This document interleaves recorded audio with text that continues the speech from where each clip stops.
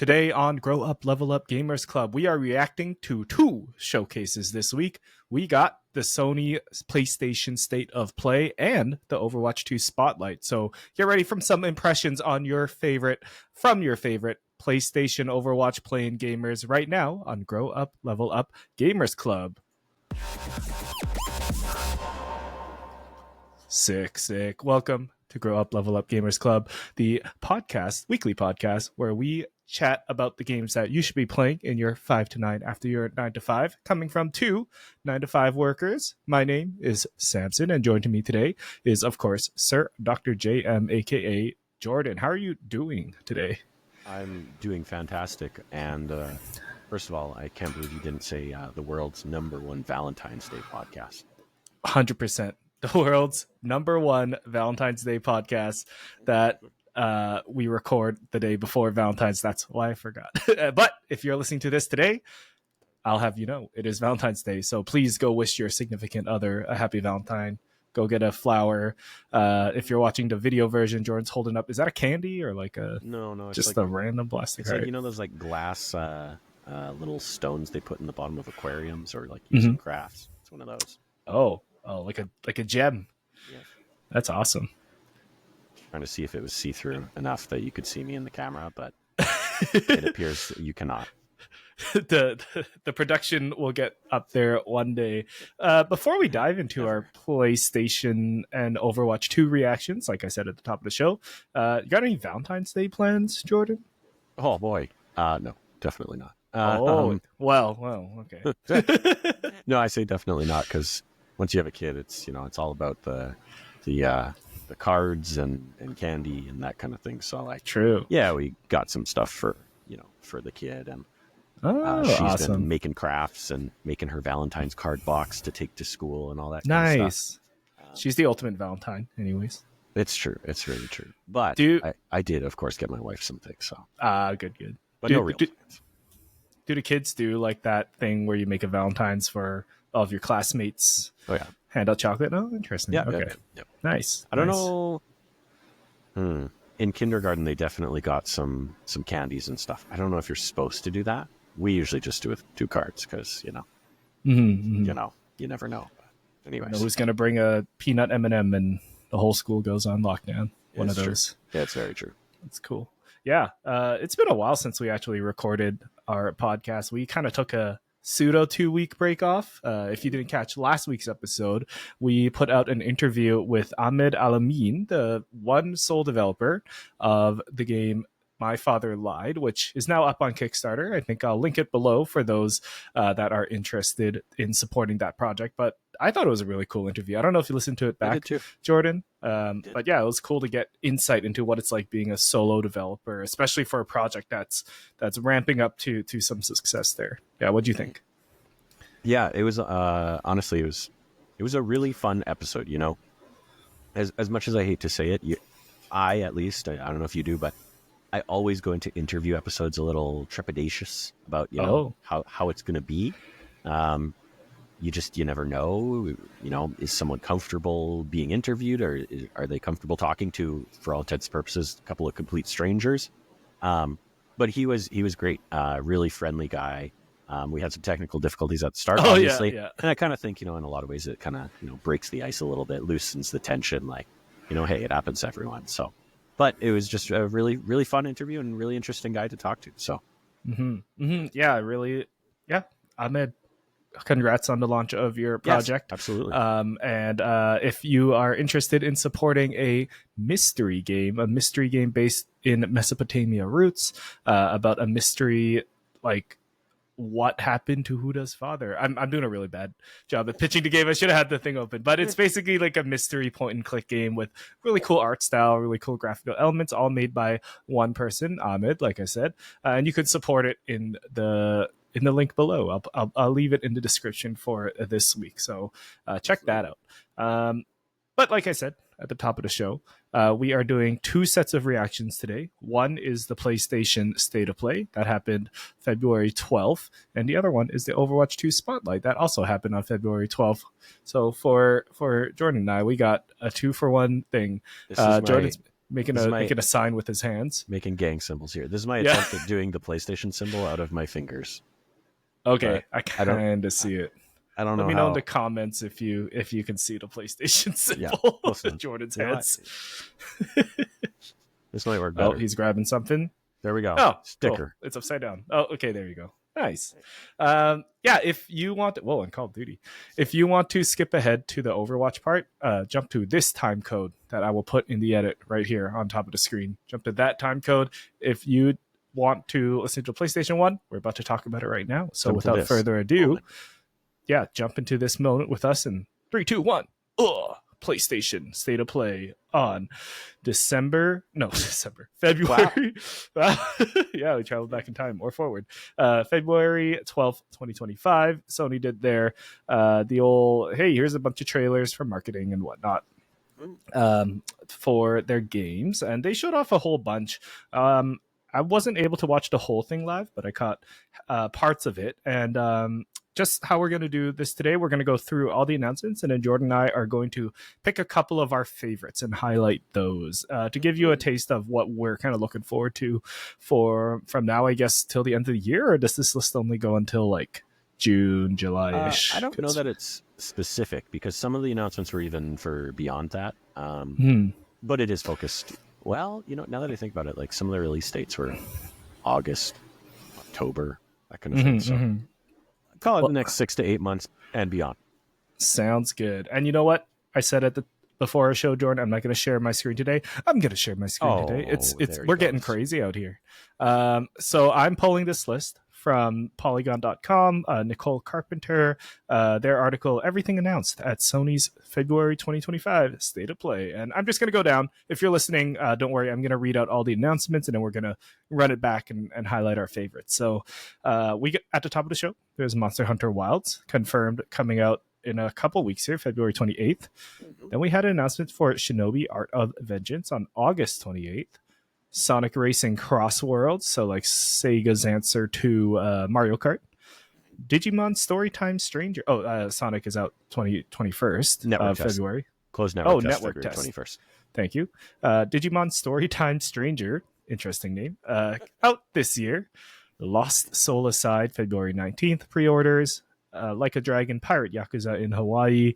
A demo out today as you are listening to this. That's right. Dave the Diver, Ichiban's Holiday DLC in April. Ichiban, WWE, of course, from the Yakuza series. Right.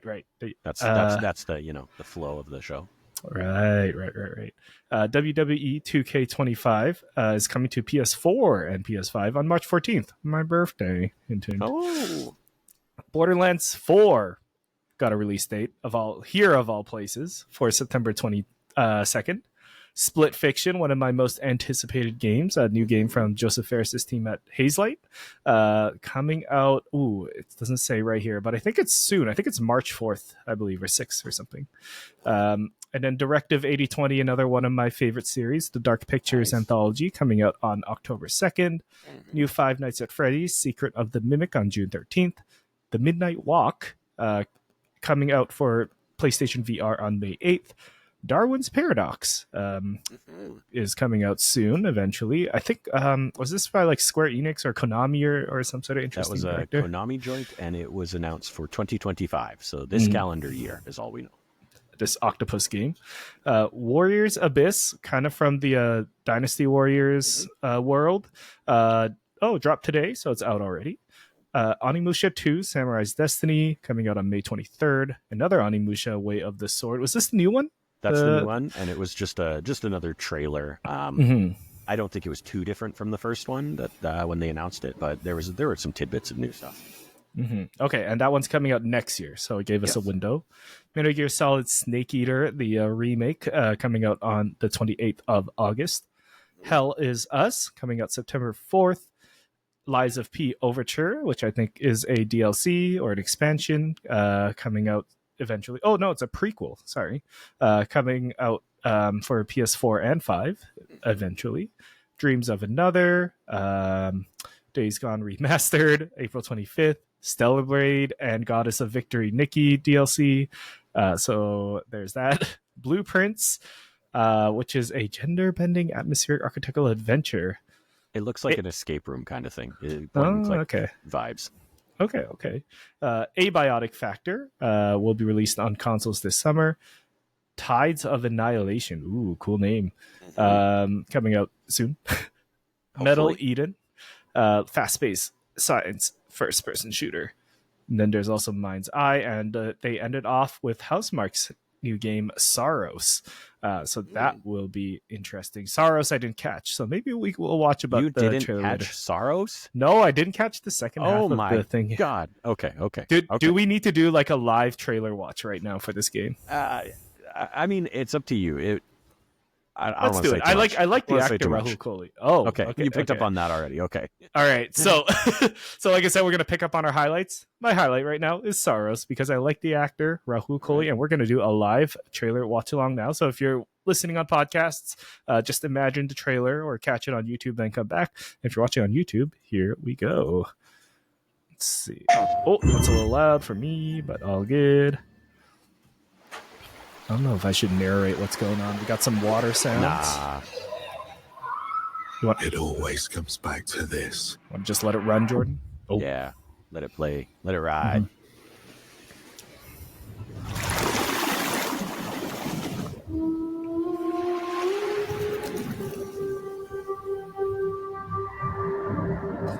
that's our guy Rahul.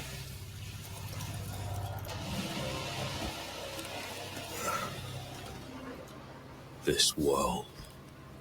This moment. This choice.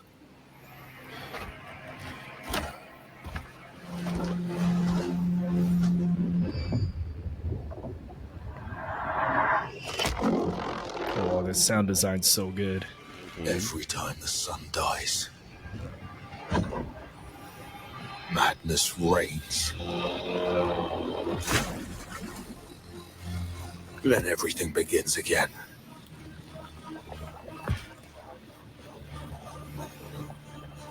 But after every death, I always come back stronger. I know that you are here, Zenyatta. and I will find you. Those graphics.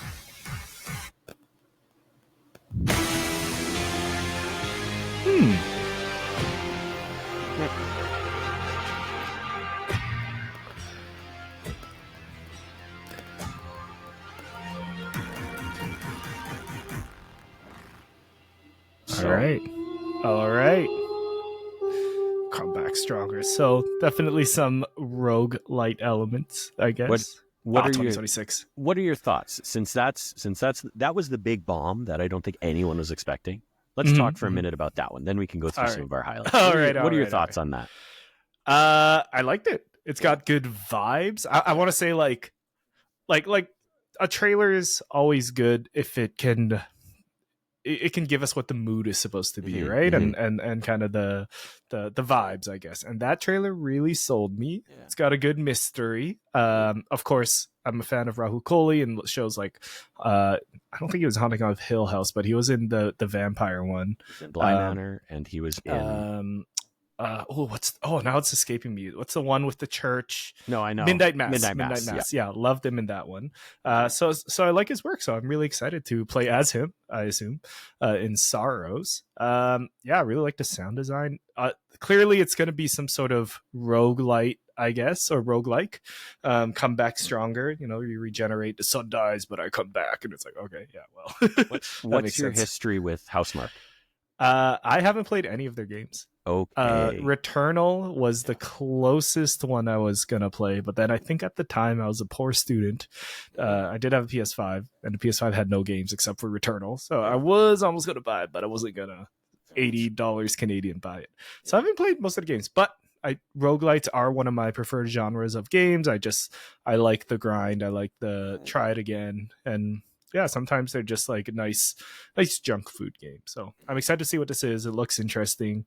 I hope, it had the creepy hands. It had the weird water. The I hope- zenyatta that rises out of the water. Yeah, yeah. Well, I was getting like almost like Indian cultural kind of things, but I guess Zenyatta is kind of from It's got that side of the influences. world. Yeah, influences. So I'm interested to see what it is. I just hope it's not going to be like stinky looking, like Elden Ring. Like Yes, stinky smelling, Fair or at least not too much of that. But I'm interested. Yeah. I really want to know more. Was this one of your highlights? So I mean, I had written down 5 highlights. I figured we'd probably do maybe 3 each, 2 or 3 each, depending on time. That sounds good. And I did write this down as one of them. So I mean, hey, I'll count it now.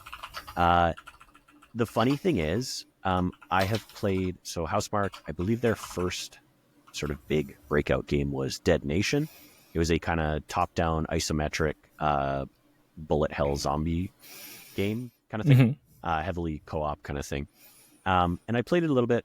It was fine. Wasn't too crazy about it. They also released Alien Nation, which was in a similar vein, but science fiction instead of zombies. I guess zombies are science fiction, but anyways. They've also put out Resogun, which was a PS4 launch title, which I believe is free on PlayStation Plus. So I played that one. Wasn't too crazy about it. Very arcadey kind of style thing, and I'm not big on, score chasing, that kind of thing. And then fast forward to the PS5 generation, they put out Returnal. And I think I got it as a gift because I don't remember buying it, but I have it. And I've played it, but as I've also talked about, roguelites actually aren't my favorite genre. I don't know why, but I'm just not crazy about having to do things over and over again. But as I've also talked about, God of War Valhalla was kind of one that really broke the mold for me. And a part of that was the draw of the characters and the story. So anyways, I have played Returnal. I haven't played it a lot, but I feel like I've played it enough. I think I played like 10 to 12 hours maybe. And I never beat it, but I did really enjoy the loop. And I think the fact that it's a first-person shooter, I think being a roguelite kind of lends itself a little bit more to that. Wait, is it a first-person shooter? Is it third person? I thought it was like third person. It's third person, yeah. So, sorry, I guess I'm kind of crazy there.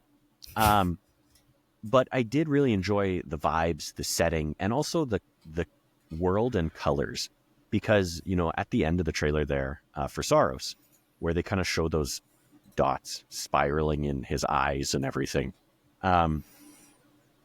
it's very reminiscent of Returnal. And to me, this, the game has a different title. They haven't said that it's tied to Returnal at all, but I'm waiting for the big reveal that, surprise, it takes place in the same universe or something like that, right? And I'm a sucker for an MCU. I mean, a CU, a cinematic universe, right? Yeah. Exactly. So, on top of that, Rahul Kohli, big fan, like you say, all of the Mike Flanagan joints, and some of the other things he's been in. But yeah, I'm very excited to see more about it. Housemarque, the big thing with them is they always nail the feel of their games. I think they're very much a gameplay first developer.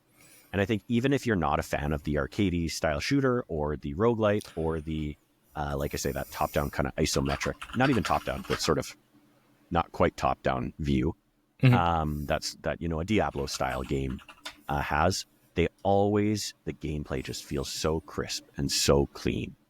And that's kind of why I did spend as much time with Returnal as I did. So I'm hopeful that Saros can pull me in with maybe, I don't know, maybe just the character, maybe a little more story, maybe a little more world. Returnal did have quite a bit of that. And like I say, I didn't actually stick with it. But I have high hopes for this one. And man, that trailer, in terms of being a tone piece, I got chills more than once. Yeah. When it does that, when the music drops and the title fades in, I get chills. And I don't know why, because I don't know this world. I don't know anything about it. But yeah, I'm a really big fan of the sort of, like I say, the tone that they're setting for this right now, the world that it looks like they're building. So I'm very hopeful. So yeah, I would call it a highlight. Excellent. Well, I'm excited. Hopefully it comes out. No, it said 2026, right? Yes, yeah. It did. All right. It'll be a little while, but I'll be there day one.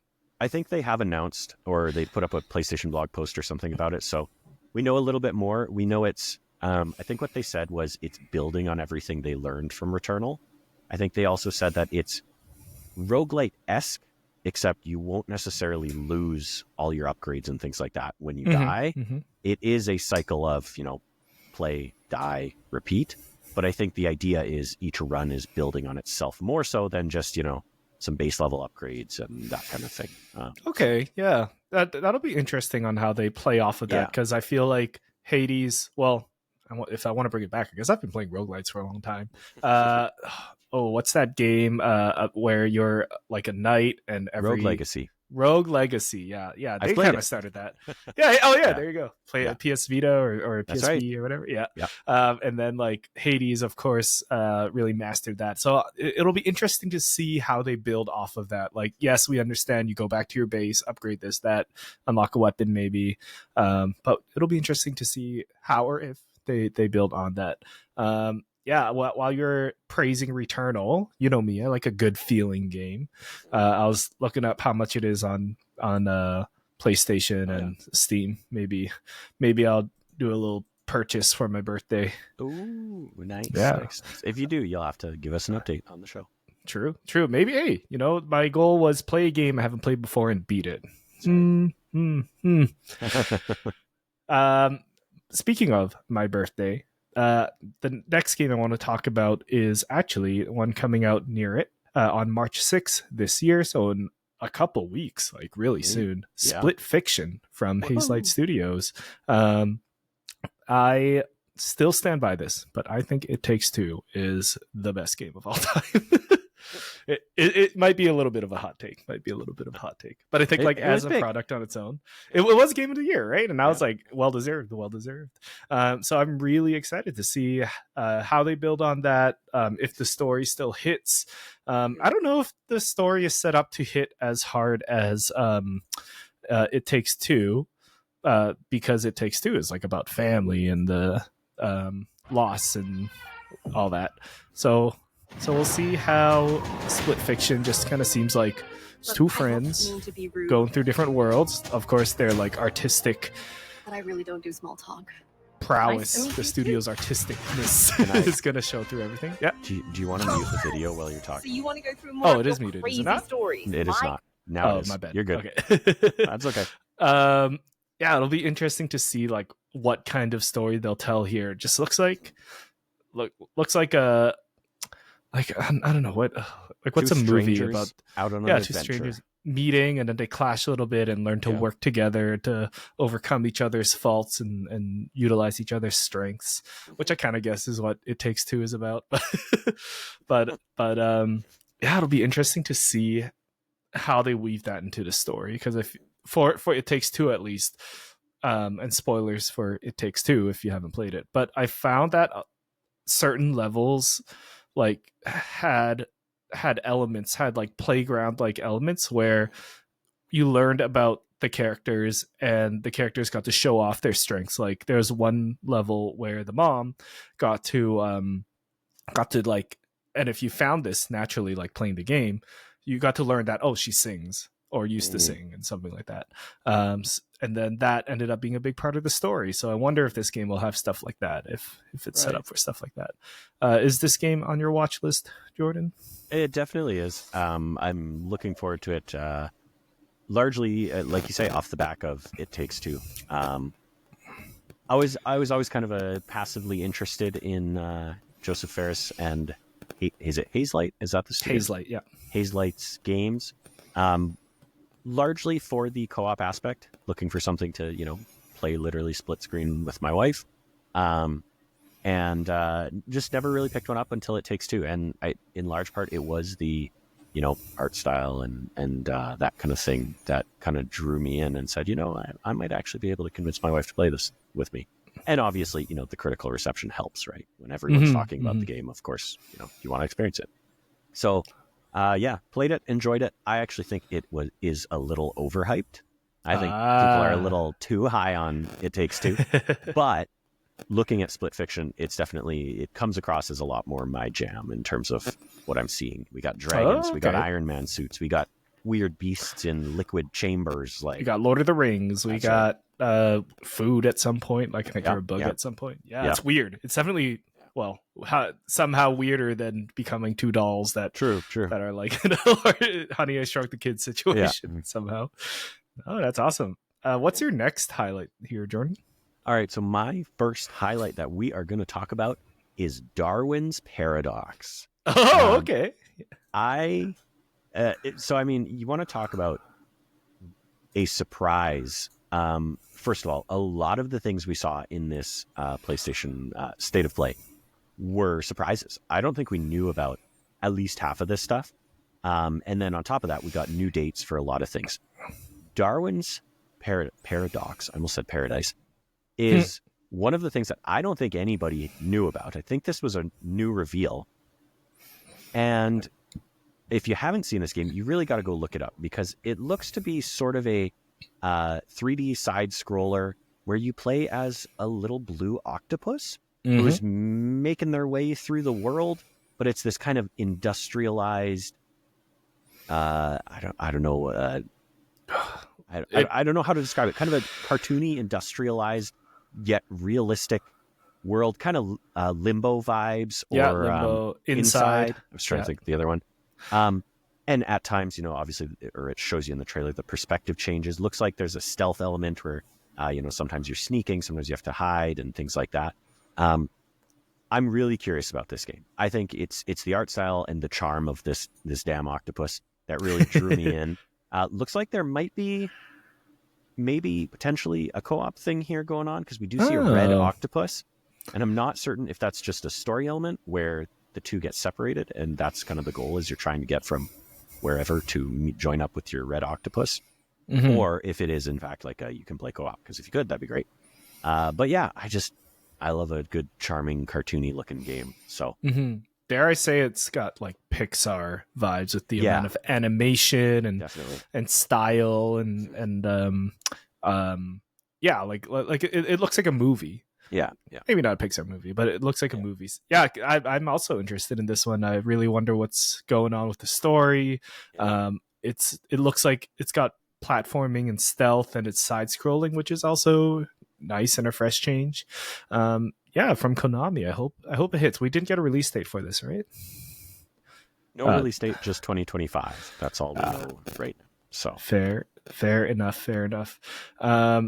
Looking forward to that one as well. I had a thought, but now it's floating away like the octopus.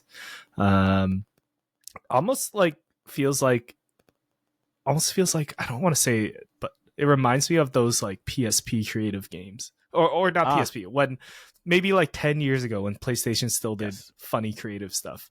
Very much so. Looks like that. Yeah. And totally, as I mentioned, a lot of surprises in this State of Play, as far as I understand, but totally out of left field for a Konami game too, right? It wasn't so long ago that Konami actually, I believe, said they were exiting the gaming space. And going all in on pachinko. Yeah, that was around the time that Hideo Kojima sort of had his big public split with the company. And who knows what happened? Yeah, maybe their board of directors changed, and somebody said, "We're all in on games again." And now they're making these nice little indie-esque experiences. Obviously, it's not indie if it's Konami, but yeah, I'm all about that blue octopus, who I assume is Darwin. Yeah, I don't know for sure. I don't know if we know that, but yeah, I hope Darwin's paradox. So, and what's the paradox? Yeah, what's that about? How is this? How is that related to being an octopus at all? Is there time travel in this game? Maybe he's a time traveling octopus. I almost said a time traveling Darwin, but I mean he could be. But anyways, maybe he's not an octopus at all. You find out he's just some kid or something. Starfish. Awesome. Can I share my next game? Of course, kind of my last highlight. And it's kind of another surprise for me. Not as surprising as the Darwin's Paradox, but it is Warriors Abyss, which looks like a roguelite. Oh, 2 roguelikes today. Interesting. Roguelite hack and slash in the vein of Dynasty Warriors. But it's more of an isometric view. It's more kind of like freaky, like some people said Vampire Survivors. You're fighting mobs of the undead. And it's out today. It's already out on PlayStation and Steam as well. I contemplated picking it up. It's not too expensive for us in Canada, like $30. And little fun fact about me. but actually, I don't remember what system it was even on. But I remember playing a lot of Dynasty Warriors as a kid and not really knowing what's going on, but I thought it looked so cool how you were over the shoulder rushing into these giant crowds and hack and slash in, and then like going to different zones and fending off here and being strategic about it. Yeah, I just remember like having a lot of fun with Dynasty Warriors. So, and now this is like a roguelite. But I saw some comments online saying, look, this kind of looks like a mobile game. It's got mobile game kind of DNA stuff. And I'm like, okay, yeah, I kind of see it. The graphics aren't the most impressive. The animations aren't the most impressive. But for like, I don't know, like a weekend or like a junk food game, totally. I can kind of see the appeal. Whoa, it's got 16 billion battle styles. I don't even know what that means. Yeah. So we're just watching the trailer for those on audio only, but Warriors Abyss might be something I pick up one day. Yeah, that logo. Yeah. I don't know if I could even tell that said Abyss if I didn't know it said Abyss. It was swirly, that's for sure. Yeah, I'm interested in it. I just don't know if I'm $30 interested in it, if that makes sense. Fair enough. Look, they have more than one edition. Hack and Dash Ultimate Edition. Oh, great. I can get some costumes. Yeah, I'm trying to remember, where did I play Dynasty Warrior a lot? Because we never had a PS2. So how the heck was I playing Dynasty Warriors? Was it on GameCube? I don't know, to be honest with you. Maybe I have no history with Dynasty Warriors, so. I did play the high roll one for a little bit, but it didn't hit the same because I don't know. So some part of I think it's kind of like Chinese-y mythology, Chinese-y kind of history. Like that was one that my grandpa was like, oh, I know some of these guys. So I'm like, oh, okay, I gotta play this now for Gramps. Wow, Grandpa's really old, eh? Yeah. Grandpa's like, oh, I went to high school with that mythical beast. Yeah, exactly. Cool. So Dynasty Warriors, it's a special place in my heart, even though I haven't played a Dynasty Warriors game forever. I heard the new one's good though. Maybe I'll touch that one day as well. Yeah. Jordan, do you have one more highlight for us? I have one more if we would like to talk about one more. Of course. It won't take us too long because I don't believe we know too much about Tides of Annihilation. Oh, now, I don't think I've seen this one yet either, so I'm going to let the trailer play. I have to shout out the fact that's got to be one of the coolest names for a video game I've ever heard. Anything about annihilating is pretty cool. Totally. And like tides, just a word that we don't use enough. You know, I'm gonna start talking about tides and tidal just in my everyday life because that's something that we don't talk about enough. So, Tides of Annihilation. I actually pulled up the PlayStation blog post about this game that was put up shortly after the game was announced. So I'll just read the first little snippet here while the video plays for you video watchers. Tides of Annihilation was inspired by a straightforward idea to capture the thrill of fighting alongside trusted allies in a single-player gaming experience. Jumping ahead a little bit, players will take on the role of Gwendolyn, who wields the power of a mysterious gray fog that can manifest 2 spectral knights at her side. Each knight has a distinct combat role, whether it's charging into battle, defending against attacks, or unleashing devastating combos. Players will need to strategically choose which knights to summon based on their preferred gameplay style and the challenges they face. So, kind of, that doesn't really tell you much about the actual gameplay. If you're watching the video version, we just got to the point in the trailer where they do show off some gameplay. Looks very, I think, kind of in vogue right now with all of the sort of Souls-like fights that we get. Yeah, what is this kind of like art style where it's like kind of gothic inspired it's by gothic, Japan, but it's kind of fantasy. Anime, but it's kind of high fantasy. The fighting is a lot like what you see in not just the fighting, but like the style behind the combat is very reminiscent of like a Final Fantasy in terms of how grandiose it is, and slashes leave a big swoosh behind them or a big trail of shadows and that kind of thing. Lots of light and shiny particle effects and stuff like that. Cinematic, But I think what really kind of grabbed me with this one is they show some snippets which I assume are traversal or exploration, and there are times where it looks very reminiscent of a Shadow of the Colossus, or even to an extent a Dark Souls, where you're taking on these bosses that are much larger than you, or much kind of larger than life. So anyways, with this one, it was really the style that grabbed me. It looks like we might have some kind of action hack and slash to it, a little bit reminiscent of, some of the old Devil May Cry games, things like that. But then when they put up this post and you kind of learn that it takes place in sort of an alternate universe London, I was like, hey, that's kind of cool. Not a setting that I think we see too frequently. Reminds me of Claire Obscure, which we talked about a few weeks ago, where it takes place in alternate universe France. So yeah, I'm really kind of digging this alternate universe that Earth that we're getting in a lot of games recently. This is the Shadow of the Colossus part for the video watchers there. But then, they go from what looks to be some, more Devil May Cry style mob fights. They also seemingly transition at times to some more Souls-like boss fights. And that's kind of where I was like, okay, I dig this. Because sometimes you're playing Elden Ring, you're playing Dark Souls, and whatever, random soldier number 3 with a crossbow shoots you and you die. And it's like, oh, come on.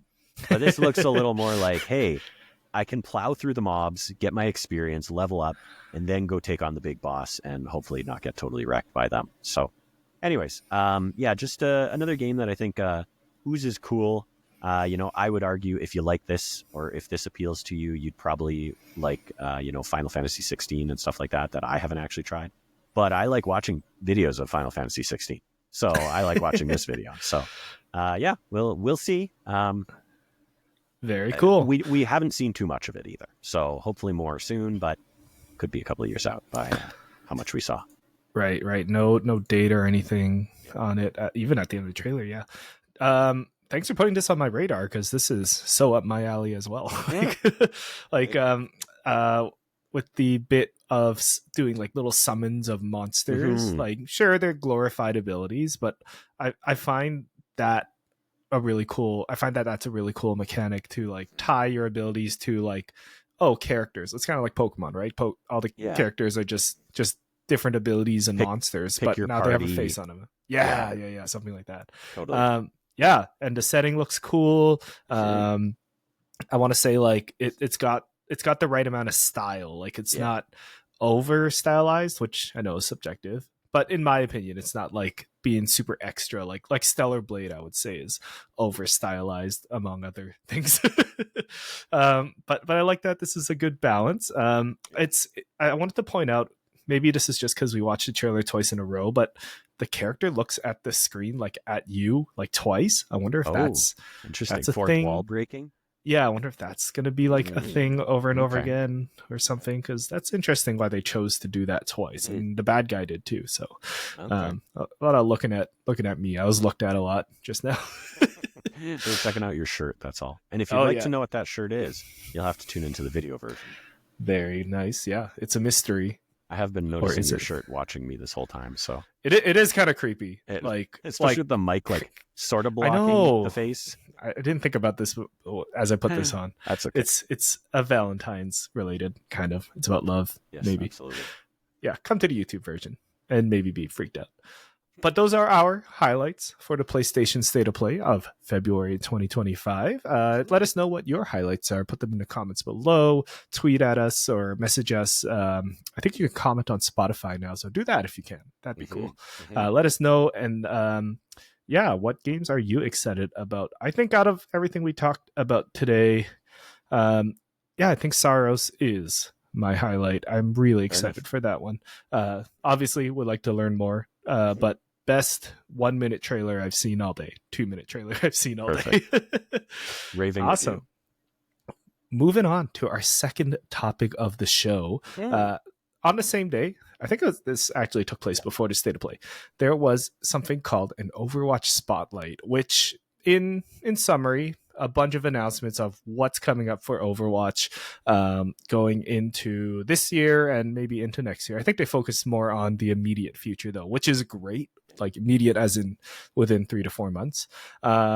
Before we dive into the exact announcements, just to give context to everybody, maybe we'll talk about where we're at as, I don't want to say lapsed Overwatch fans, but we're definitely not in the Overwatch Duffy as we were prior years when we met, at least. Jordan, do you want to start? Where are you at with your Overwatch like fandom, playness? Where does it sit with you? So I mean, as avid listeners of the show will know, like you say, we used to both be heavily invested in the Overwatch League. I was on a podcast called Ready Set Pwn, where every week we talked about the goings-ons in the Overwatch League, focused on the Vancouver Titans, of course, with a little bit of Toronto Defiant sprinkled in there, as we were a Canadian podcast. And on the side, I also ran my own weekly Overwatch show talking about everything Overwatch, including the Overwatch League, called One Man Watch Point. Now, I pimp both of those right now, but both of them are dormant. So you want to listen to an episode from 2 years ago, go for it. Anyways, point is, we used to be invested. I mean, I don't know if I can say this, but you may have been a mod on a certain team's Discord. Like, that's how into this we were. So, anyways, nowadays, I keep trying to get out, and they keep pulling me back in, honestly, is where I am at. I have always kind of, ever since the release of Overwatch 2, gone through phases where I'm really in, and then I don't touch it for months at a time. And then I get really back into it, and that kind of thing. I am sort of just coming off of being really into it. The previous season, or the season that is just wrapped, about to end, or just wrapping now, Yeah. Was season 14. And at the start of it, I did buy the Battle Pass, as one does. Now, that said, I bought it with in-game credits that I had earned from past seasons, so I didn't actually spend a dime on that Battle Pass. And if I buy the Battle Pass, I'm completing it. So I had been making a big push in the last month to complete it, because I bought the Battle Pass at the start of the season, didn't touch it for a good month. And I basically gave myself half the time to complete the Battle Pass. Now, I did complete it with a good 3 weeks left. But every time I do that, and I'm like, okay, I got to complete this Battle Pass, I get so back into it, and it's just fun to play. I can jump in at any time. I can have a good time, do 2 or 3 matches, and then leave if I want to. So I tend to go one season on, one season off, but seeing a lot of the stuff they announced in the Overwatch Spotlight, which we'll talk about, I might be back in again. Oh, we'll see. Go ahead. All right. Like Jordan said, deep into Overwatch. I met my now wife through Overwatch. I didn't know that. We didn't meet exactly, but we definitely bonded heavily through Overwatch League, through playing together. There you go, Samson lore. So I have a lot to owe to this game, some would say. Yeah, exactly. So yeah, I played Overwatch since they released the trailer in 2014, 2015. I was like, oh, this is going to be my next game. I cannot believe it. They're doing a Pixar level kind of hero shooter. I already loved TF2 at the time, so I think this is just the natural progression of hero shooters. I'll bring back TF2 later. Thoughts later. But 2016, when the game released, I played it all the time, pretty much consistently, even through the COVID years when we had no content. I mean, there was nothing to do during COVID, so we all played super crappy 6v6 unbalanced Overwatch, sat through all the hero pools, the weird creator patches, all the way until I would say about a year ago from today. So the year's 2025, so starting in 2024, where the Overwatch 2 has been out for about a year and a bit, I think, at that point. And then that's when my friend group started weaning off it, and I kind of started seeing the pattern. Oh, we get a hero season, we don't get a hero season. There's some features, there isn't some, and we're still missing a lot. I think the first big punch was releasing 3 episodes of the PvE, and then I think at the time I had some leftover PayPal money, so I bought it, and we played it, and it was just wasn't that fun. And we're like, oh, maybe this is why it didn't come. Sorry, jumping ahead. I would say the first sign where I told myself, I think this is it. I think I'm not done, but it's not worth my 5 to 9 after my 9 to 5, right, is when they actually released the Transformers collab. They had a skin for Reinhardt, Bumblebee, RC, and Megatron. Right. And then that couldn't pull me in. I didn't buy any of the skins. I love Transformers, another one of my childhood favorites. But I didn't buy any of the skins because I wasn't playing the game. I couldn't justify it.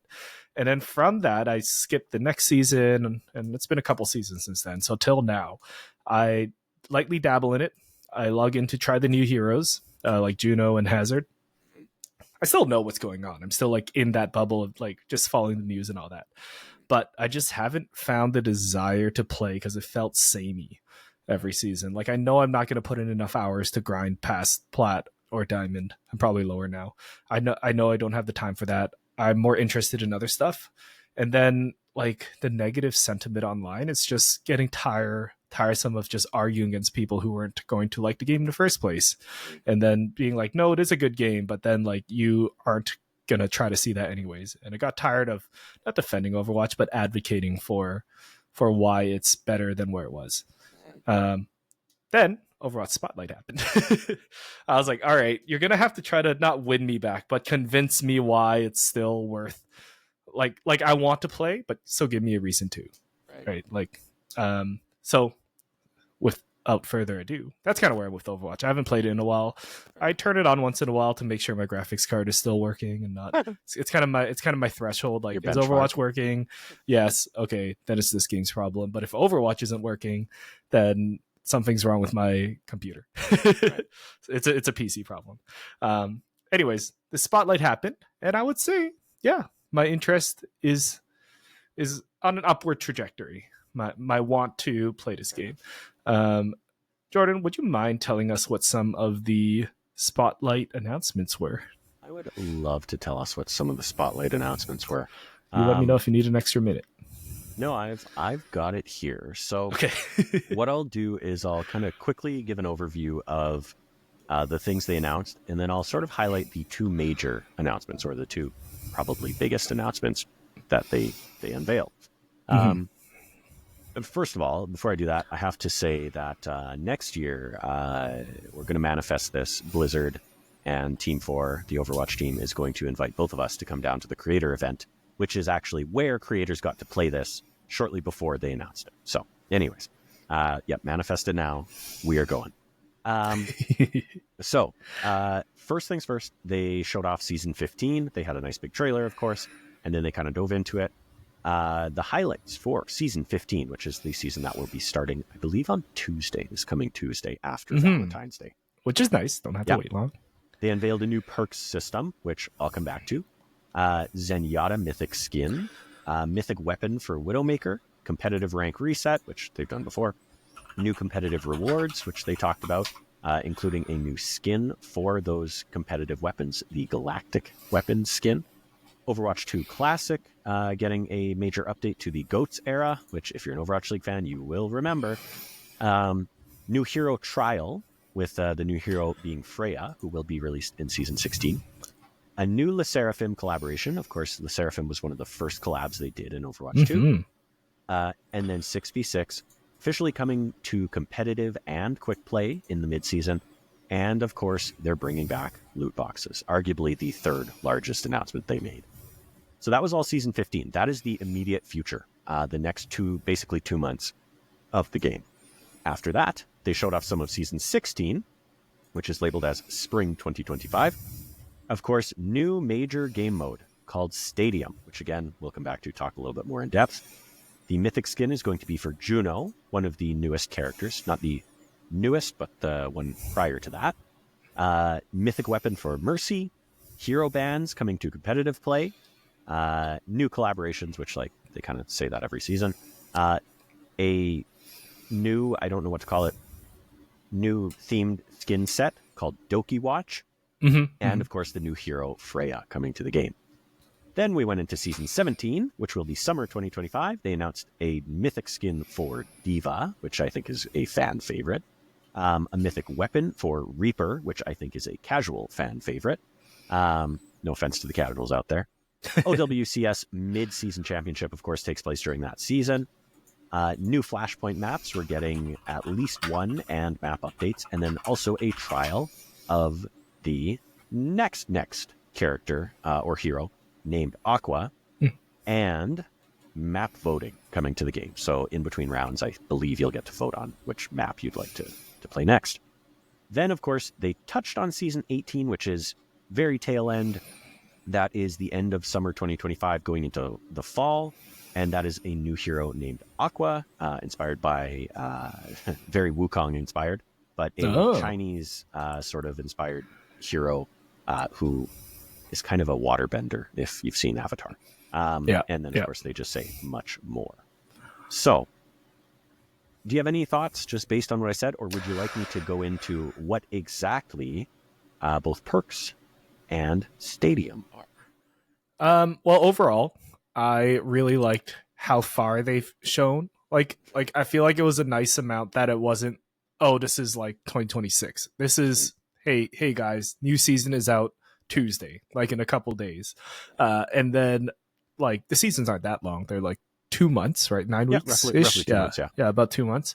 And then after that, you're getting this huge new mode called Stadium. Probably, yeah, like they said, the biggest update since Overwatch launched. And I have more thoughts about Stadium, but I'm sure we'll get into it.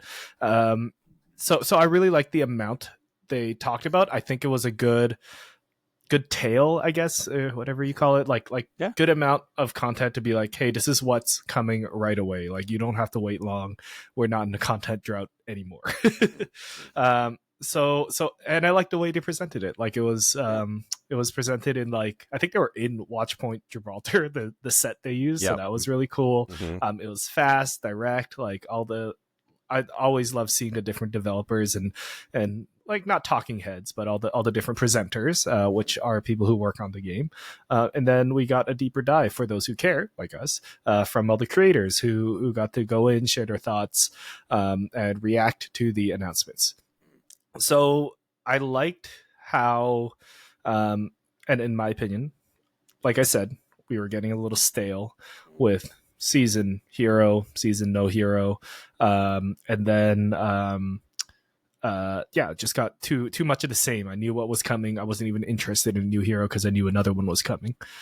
So I liked how they are shaking things up with this perks system and stadium, as well as other stuff like the loot boxes. That's just a fun. That's just a nice ad. Yeah. What about you, Jordan? What are your overall thoughts? Yeah, I mean, I couldn't agree more with pretty much everything you said. Sort of, just so I'm not, exactly repeating what you said, I'll actually talk briefly here about two things I heard other people say about the game. So one is Jessica Cogswell, a writer for GameSpot. She was at the creator event, obviously certain media outlets were invited to come. She was there with a couple other games journalists, and she actually put up I'm not sure if it's on Twitter, it might be Blue Sky, but she put up a thread of her thoughts and impressions. And one of the points that she makes is this feels like an Overwatch 2. The changes, the new modes, everything they're bringing feels like, hey, rather than, everyone's favorite insult to hurl at Overwatch 2 when it first launched was, this is Overwatch 1.5. All they did was reskin things and take away a character from 6v6 down to 5v5, right? And she kind of makes the point that this feels like an Overwatch 2. So that's obviously very exciting to hear. The second thing that I want to shout out is, anyone who watches the show knows we're fans of Kind of Funny. Today on Kind of Funny Games Daily, Blessing Adeoye Jr. and Tim Geddes, we're talking about this. And Tim's initial reaction as someone who is not a follower of Overwatch or, a big time Multiplayer participant in shooter the scene. Yeah. Even He, based on the short description that one article said, it compared the stadium mode to Counter-Strike. It said a Counter-Strike-like mode. If you know the details, it very much is not. And at the end of the conversation, Tim does come around and realize that, and he says it. He says that's a very inaccurate description. But when he first reacted that way, it made him go, this reeks of desperation. Now, I don't know if those were his exact words, but that was the sort of emotion that he conveyed, was this reeks of desperation. This reeks of a game that is dying and needs to change and adapt to bring in a new audience. And I had the exact opposite reaction after watching this. I had the reaction that, holy cow, something has changed. I don't want to say it's Microsoft, but it could be Microsoft. But something has changed, and the development team is getting to do what they want and has the time that they need and probably the resources. It's really struck me as these are major, significant changes that obviously have been in the works for a long time. But I would suspect that, Microsoft comes in as this big acquiring partner, leadership must have gone to all these Blizzard and Activision studios and said, show me what you got. And from that, we're going to make a call about your future, basically. You know, there are games that Microsoft probably can that will never see the light of day, that we will never even know about. But this, to me, said they looked at Overwatch and they saw a path to success. Now, I do think that Overwatch, you know, for some may have been stale recently. I think they had kind of hit at least a pace, not necessarily hit their stride. They weren't, you know, taking off. But I do think with the ongoing seasons and everything, they kind of set a pace, and they were running at a steady pace, but the fans were the fans, and they were dedicated, not necessarily bringing in new fans. But I really do think this has kind of the opportunity at least to bring in some new fans, bring some fans back, and that kind of thing. So that's kind of my thoughts overall. Now, we could talk at length about this. Do you want me to go into the details about Bergson Stadium? Because that may take... Yeah, let's Okay. do it. Let's dive in. Okay. All right, we're getting nerdy here. So, I am pulling this from Michael McWhirter over at Polygon. He wrote up an article about the perk system. I'm not going to read the whole thing by any means. I'm going to touch very high level on it and kind of give some of my own commentary. So, article starts, Overwatch 2 is getting its biggest updates yet in its next 2 seasons, as Blizzard is adding 2 new game-changing features to the team-based hero shooter. Coming to Overwatch 2 next week are perks, a new strategic layer to core game modes. Jumping ahead a little bit, perks will be a new feature that players will see added to quick play, competitive, and other game modes. As players progress through a match, they'll earn the ability to unlock perks, outfitting their hero with 1 minor perk at level 2 and 1 major perk at level 3. Heroes will start at level 1. So, naturally, you can kind of extrapolate from that a lot of how the system is going to work, right? They showed off some of the characters and their perks in the trailers. They showed off some of those level 1, level 2, level 3. I do have a screenshot here just of a character or a hero named Anna, and one of her perks, she either chooses between the ability Headhunter, which allows her biotic rifle to crit enemies because currently her primary fire cannot crit, and the other option is Shrike. Using Nano Boost, which is her ultimate ability, also casts it on Anna, so on herself. So normally her ultimate only powers up a teammate, but it will actually power up her and a teammate. So that's just an example. They showed off a few other examples of these, and they also mentioned that I believe it's going to be... Oh, no, maybe not. I'm not going to say that because I don't want to be wrong. But anyway, so they showed it off. They showed off how it impacts the gameplay. And the cool thing about this, to me at least, is it really does give everyone that feel of their own unique play style. I do think that this actually harkens back to a lot of what they originally teased before Overwatch 2 came out. And they kind of talked a lot about how and I think at the time they were talking about the PvE side of things, there was going to be a system like this where you could customize, almost like talent trees in World of Warcraft or other games. You could customize your hero. But again, that was focused on the PvE side. And I think there are a lot of dead systems, or a lot of systems that were intended for that got to a certain level of progression before they canned the PvE mode. And I think they're now kind of looking at those and saying, how can we rework those to play in the main PvP section of the game, right? How can we apply the things that we learned? Because they no doubt put in a ton of effort on that. And I think they're looking at how can we not just toss all that in the bin and actually recycle a lot of it to make it applicable now. So anyways, how do you feel about perks? I am at 2 thoughts of this. Two Perfect. positive things. Perfect. The first thing is, and I hinted about this a little earlier, but it was my kind of bringing up of Team Fortress 2. Way back in 2008, 2009, 2007. TF2 did it first. TF2 was I would say, the first modern hero shooter. You pick a character, totally.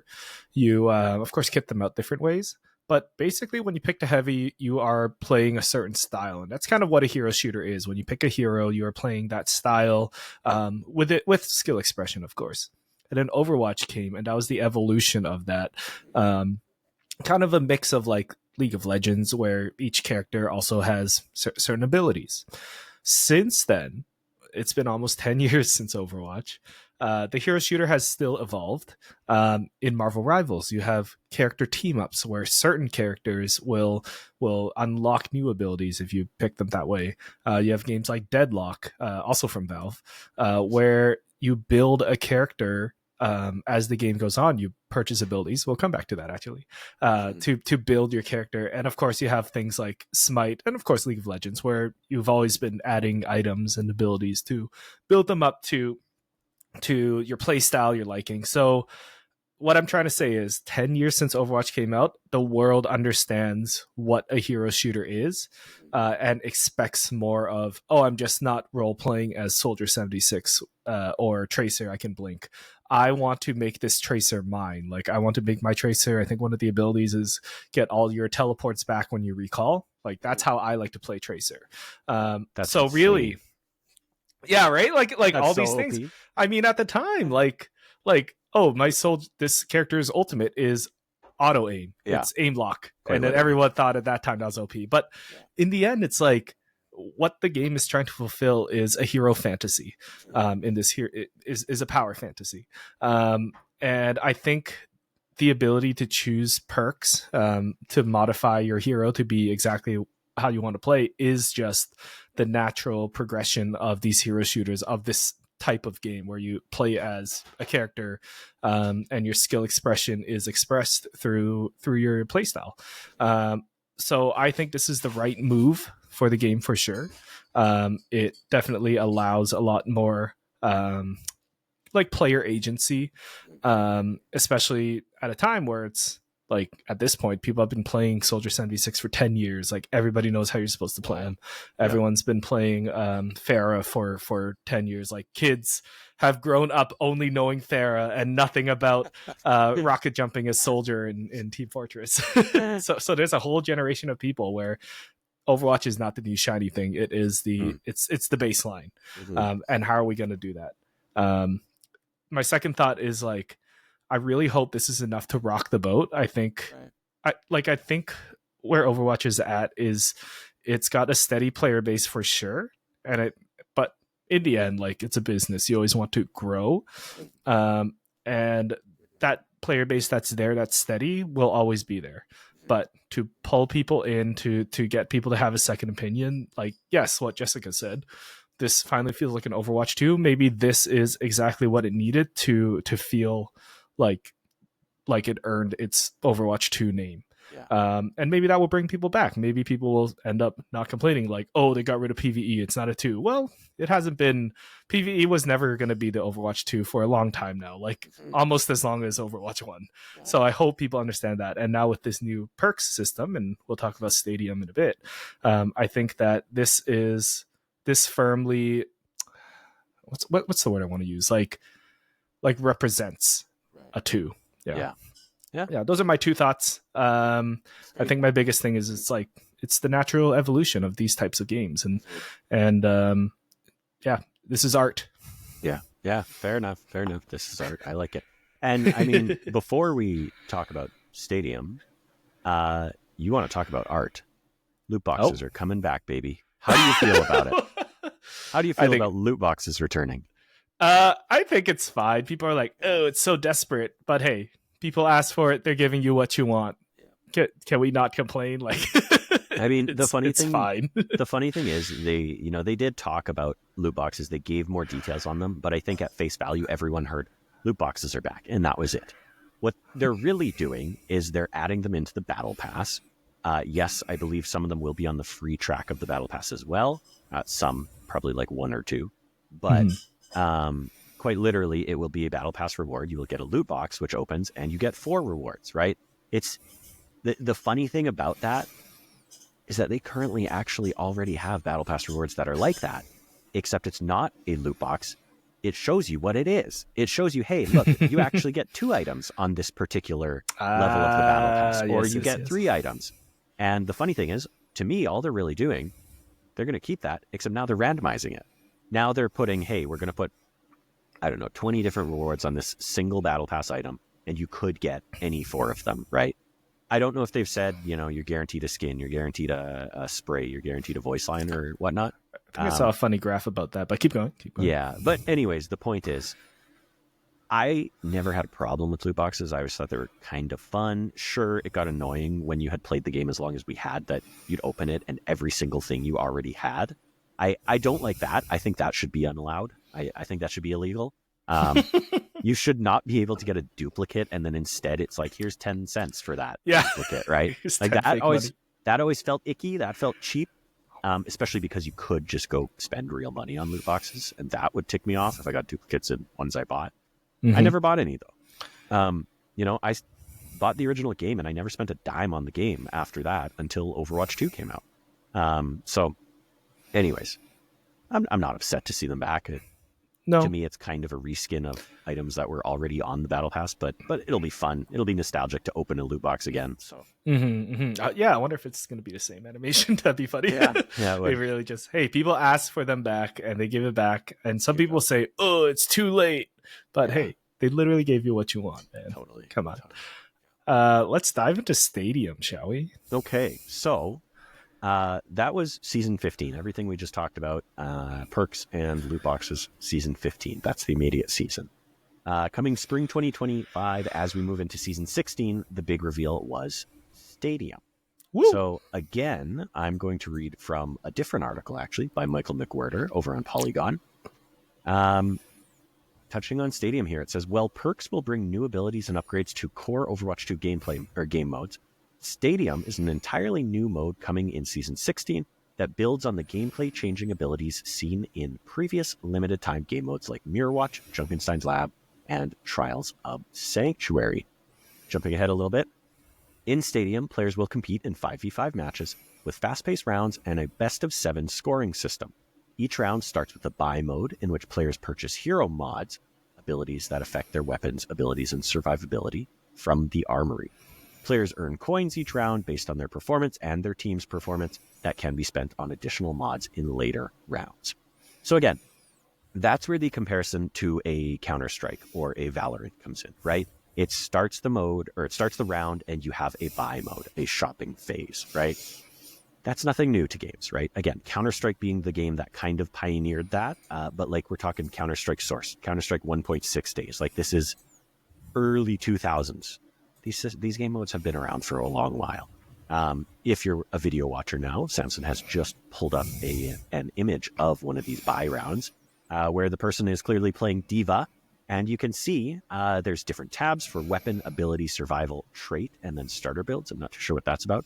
And you can see it's broken out into different, essentially ranks, right? There's common abilities, there's rare abilities, and epic abilities. Now, obviously, the pricing, yeah. I was going to say, obviously, the price goes up per each different tier of ability you're buying. What are your initial thoughts on this, I guess? With the whole mode overall? Yeah. I watched a little bit of gameplay just to see how it differs from regular Overwatch. I want to say that the closest comparison I can draw this to is actually Deadlock. Sure. Maybe it's just the way the menu looks, but in Deadlock, yeah, you have this like slew of abilities that you can just buy, upgrade your gun, your speed, your cooldowns, of course. So it reminds me of that initially. I didn't do too much research into like how each character is modified in which way. I'm sure the depth is crazy. Like when this comes out, there's going to be YouTube videos called Diva, optimal build for attack power Diva, or like, do you want soldier to shoot the fastest? Use this build. Like that excites me because now you're well, not just making a bunch of content, you are allowing people to play the way they want to play a certain hero. Going back to my thing on skill expression and like player agency, this is giving more power to the players to play they want to play. Yes, in the end, power to the players. Is that? It may have been. That might be something else, but this is GameStop, maybe. Maybe, yeah. Actually, that's a good point. That might be it. Yeah, you're right. GameStop, yeah. Power to the players. Yeah, like in the end, video games appeal because people have control on their experience, and this is giving players more control. I'm excited to try this out. I really think for me and my friends at least, this is what's going to pull us back in. Nice. Maybe for a weekend, maybe for a week, because this is new and exciting and shiny, and it differs from like Marvel Rivals that's out right now. Like, sure, there's the Marvel IP, but our first hero shooter love was always Overwatch, maybe Smite. But I think this is enough of a shakeup to bring people in, just to say like, hey, what's going on? I'm sure lots of people will come in to check it out. I'm sure the first couple weeks will be super unbalanced. Well, actually, I don't know if that's true now that I say it, because even though Marvel Rivals is very unbalanced, people still play it because it's new and it's shiny and it's different. And yeah, this might be the kick Overwatch needs. Now, I say that with an asterisk because it also depends on how they market this, how they explain it, how they kind of spearhead their ways into those crowds that do like this kind of stuff. There's already a huge sentiment against like, oh, this doesn't deserve to 2. Well, this is your chance to show like what like this is Overwatch teams' chance to prove that this is the 2. So I'm excited for this mode. I really hope. I watched some of the gameplay. Like, it kind of looks half finished. Like, I think one of the maps I was watching Aspen And play, it's still in the development. maps was straight up not finished. It's still in development, but they only have like a couple more months, which worries me. I really hope this doesn't come out as like a soft beta. Yeah, I really think that they need a strong first impression, but the amount of assets they have here, the amount of thought that they put in and explained already in the spotlight, I do think that this is further along than the previews are hinting at. Yeah. Well, and touching on a couple things you mentioned there, that article by Michael McWhorter on Polygon also mentions a couple details that I did not. Mm-hmm. One, we will have the opportunity to play in third-person mode, which is honestly pretty exciting to me. One of the big things about Overwatch for me was always you have these awesome skins, but you only really see them when you emote. And it was kind of like, cool, I can see it on the character select screen. I know what it looks like when I'm playing. I might see it in a highlight. But like, for all intents and purposes, it's just your skin. It's the other people that are seeing it. Mm-hmm. But now, playing third-person mode, you'll be able to see it a little bit more, so that's cool.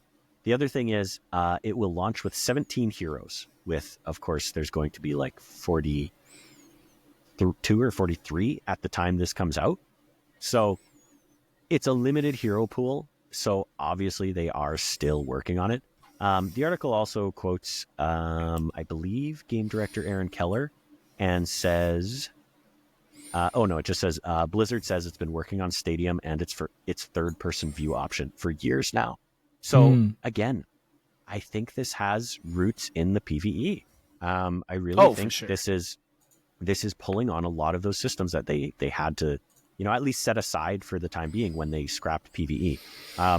Funny thing is, the article also mentions that you could potentially kit out Cassidy to have 24 bullets in his revolver, which is insane if you know the character Cassidy and his fan the hammer ability. So anyways, I do see power creep potentially being a huge problem if that's the case, but who knows? Health pools also going to be insane. You're going to have a 3000 HP Reinhardt or something like that.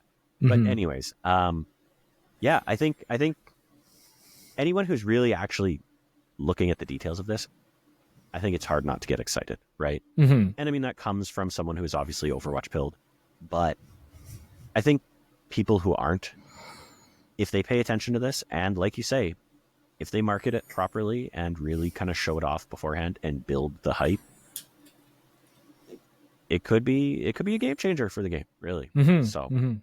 Yeah, I'm super excited. I think I'm pulling out this thread from r/competitive Overwatch where Aaron Keller on Emong's stream had a lot of thoughts, and just a couple other tidbits here. I think this Stadium is an evolution of Junkenstein's Lab, which was one of the more popular seasonal events in Overwatch. And I had one more thought here.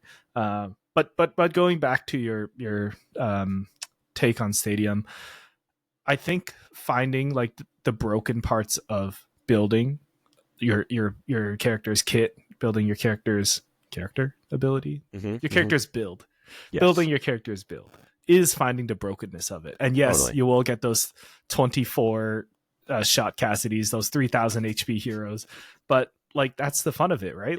Like discovering and refinding like what's the OP build. Sure, they'll get nerfed later on, but then it's just a constant chase of finding what's meta, and that's kind of why people like these competitive That's a live shooters as service well. game, right?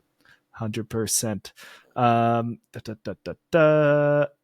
No, I lost a little point, but I'll try to link this below. It is a Reddit thread of just notes on what the interview said. And I'll link it to you here too, Jordan. Yeah, I'm excited for Stadium. We should queue up, Jordan, when it comes out. I think that will really see what changes and what's not. Yeah. Yeah, do you have any final thoughts on anything else they announced at the Spotlight yesterday? Actually, I remember what I was going to ask you. How do you feel about third-person mode other than the skins thing? Do you think that'll mess with the gameplay? Do you prefer to play in third person even? Like, I know you played Rivals. Like, I mean, it's a bit, and the interesting thing is, I don't know if people have actually looked into this or there's ever actually been any scientific research done into this. I think it makes a game easier.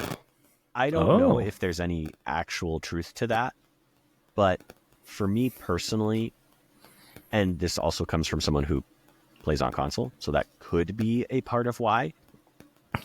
It is, I will always say that mouse and keyboard is more accurate than a controller. I know that. I'm not, that brainwashed by console to think that you can be just as accurate on console, because you can't. The fact is you're using your thumb versus you're using your whole mouse, which, anyways. Your whole arm, yeah. Yeah, exactly. The point is, on console at least, I don't know how people can pull off headshots like they can, right? And I used to be I grew up a Call of Duty gamer, and there was a time where, I could do that too. But, I'm older now, and those reflexes do go away. So just naturally, like, I personally found Marvel Rivals, I would say, easier to be good at. But at the same time, it was a new game, larger player base, lots of noobs, that kind of thing, right? So anyways, yet to be determined. I'm excited because I think it's cool. But it does lose something, right? I didn't get sucked into Marvel Rivals as much as I did Overwatch, and I think that might just be because I have a preference for first person over third person. But anyways, I'm excited to try it out, no less. It's funny you mentioned that about Rivals. I want to point out in the little article, somebody's chicken scratch notes on Reddit post. Apparently Aaron Keller, director of Overwatch, for those who don't know, commented on Rivals, and people argued like, are you doing third person because of Rivals? And apparently Aaron's comment is like, well, actually, like, third person works for Stadium because Stadium's going to be a lot more ability focused, and that's why Marvel Rivals is in third person, is because it's more about the abilities, whereas Overwatch is more about the shooting and the accuracy. So that'll be also interesting on how that changes the game. Like yes, it's always been a balance between abilities and shooting, but I guess third person, I'm not a game developer, but I guess third person makes more sense when it's ability focused, kind of like and putting it that way. I mean, like, first of all, this shows that Aaron's on another level. He knows what he's talking about, right? That's why he's director. But it's interesting that you mentioned that, because I think a part of why Overwatch is so approachable is because it doesn't lean so heavily into the first-person side, despite it being a first-person shooter. Whereas if you look at a Valorant, for example, I tried Valorant, but even just watching Valorant, you can tell Valorant shares more DNA with Counter-Strike. It has abilities, just like Overwatch, so, it's kind of a Venn diagram, and it has similarities to Overwatch, but the core gameplay of Valorant is based on first-person shooter, clicking heads, right? It shares a lot of that DNA with Counter-Strike. Whereas, now that I'm thinking about it in this sense, Marvel Rivals shares that DNA of the abilities with Overwatch a little bit more, right? The abilities in Overwatch tend to be more, I would say, bombastic and more all-encompassing kind of thing than a Valorant, right? You could play Valorant and probably use no skills and just click heads and absolutely dominate. Yeah, you're going to be at a disadvantage. Of course you are. But still, you could do that. I don't think you could play Overwatch that way. You certainly couldn't play Marvel Rivals that way, right? So, framing it that way by Aaron Keller actually does make a lot of sense to me, to say that, yeah, you need to see a lot more of that battlefield. You need the draw distance. You need the capability of being able to kind of know where all your targets are at, rather than just knowing, oh, they're around that corner, where first person versus third person, you have kind of a more flexibility in that sense. So yeah, that's actually really makes sense hearing it put that way. So yeah, very interesting. And big props to him for acknowledging Marvel Rivals' totally. existence. Like yeah, good for you guys. Well, what do you think about the Overwatch 2 Stadium and perks coming out very, very soon? Let us know in the comments below. Are you going to give this a try in Overwatch? Because Jordan and I am, and maybe we'll see you in the queues. Let us know in the comments. And yeah, that kind of brings us to the end of our show. We gave you 2 podcast in one this week. Kind of owe you for last week and kind of the half episode of the predictions, our rerun, if you will. So we hope you enjoyed the podcast today. If you really liked it, give us a thumbs up. Let us know your thoughts, like I said, in the comments below, and subscribe if you want to hear me and Jordan yap about the video games you should be playing in your 5 to 9 after your 9 to 5. We really love doing this, and we really love and hope Overwatch becomes, I don't know, bigger than what it used to be is what it is, but it's nice to have new toys to play with. Absolutely. If you want to follow us and our antics, you can follow us at Grow Up Level Up on all the socials. We are most active on Instagram and Blue Sky. If you want to follow me, you can find me at Samson XP on all the socials, at SMSN on Blue Sky as well. Jordan, where can people find you if they choose to? Best places to find me, similar to what you mentioned, are Instagram and Blue Sky. You can, of course, find me on both by searching at Sir DRJM. That's Sir Dr. JM. Very nice, very nice. And yeah, I'm really excited for Overwatch 2 Stadium. I think that'll be, I don't know, my game of the year, because after watching the Sony State of Play, there's a couple games I want to play there. Split Fiction, I hope, hits, as well as, well, Saros is not till next year. And we got no words for Tides of Annihilation, did we? Yeah, no release date, no year or anything. That's why I kind of said it. Seems like it might be a little ways out. But Darwin's Paradox. I was going to say, at least we have Darwin's Paradox to hold us out. Jordan, as we close out this episode, what are your words of wisdom for us? Well, today my words of wisdom are going to come from Game Informer magazine, the PlayStation 4 issue. So this must have come out shortly before the PlayStation 4. Features Infamous Second Son with a nice full screen cover there. Nice full art of Infamous Second Son. And our words of wisdom today will be... That's a bad one. We're going to Darwin here. Let's go for this page.